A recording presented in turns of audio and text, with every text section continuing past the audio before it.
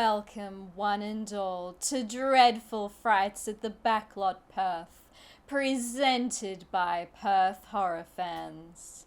I'm your host, Soxy the Salacious Spectre. We begin tonight by acknowledging the traditional owners of the land on which we meet today, the Whadjuk people of the Noongar Nation, and pay our respects to their elders, past, present, and emerging leaders.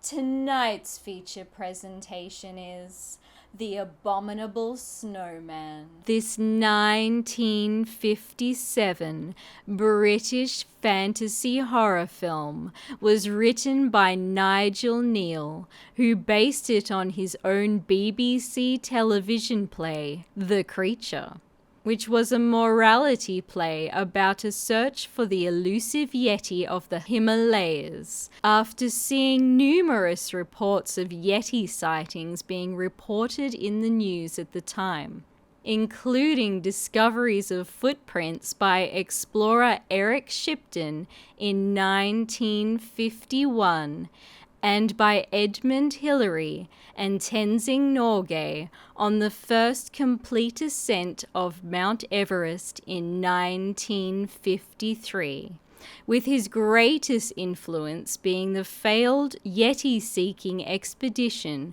of 1954, which was heavily sponsored by the Daily Mail newspaper.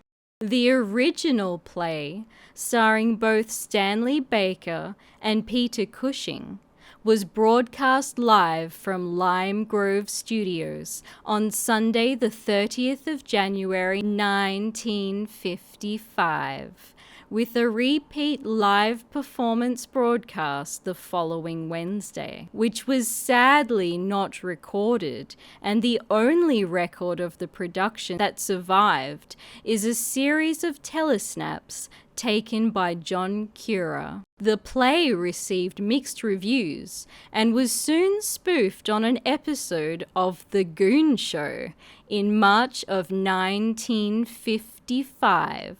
And in November of the following year, the rights were purchased by Hammer Films and Val Guest was assigned to direct, and the title was changed. The casting process was a little bumpy, with American producer Robert L. Lippert on board as co-producer.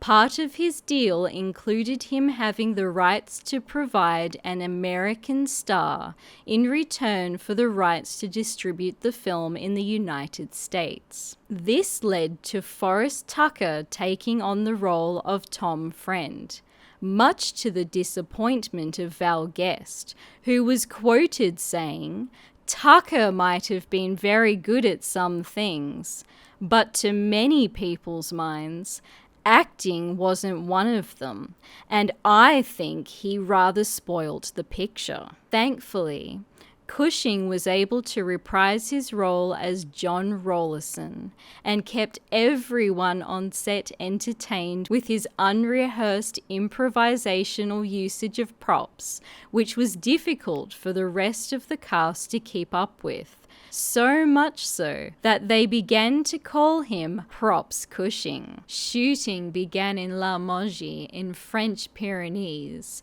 in 1957. And due to local trade union rules, which required that the majority of the cast must be French, the shoot ended up being riddled with complications as filming progressed, as while Len Harris, the only non-French camera operator allowed on location, used a Newman Sinclair clockwork camera, the French used a conventional Mitchell BFC camera, which failed numerous times due to the cold weather. The film was shot in anamorphic widescreen format called Regal Scope, renamed Hammer Scope by the company. But unfortunately, Val Guest found it to be an unsatisfactory format to work in, which made getting close to the actors tremendously difficult and required careful and somewhat tedious framing of the scenes.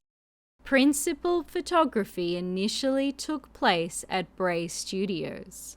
However, it soon became apparent that sets depicting the snowscapes of the Himalayas were far too big, so production was shifted to Pinewood Studios. Each element of the set was built on a wheeled rostrum, so the set could be reconfigured to show many different panoramic backdrops, many of which were decorated in artificial snow made from polystyrene and salt to match the footage shot in the Pyrenees.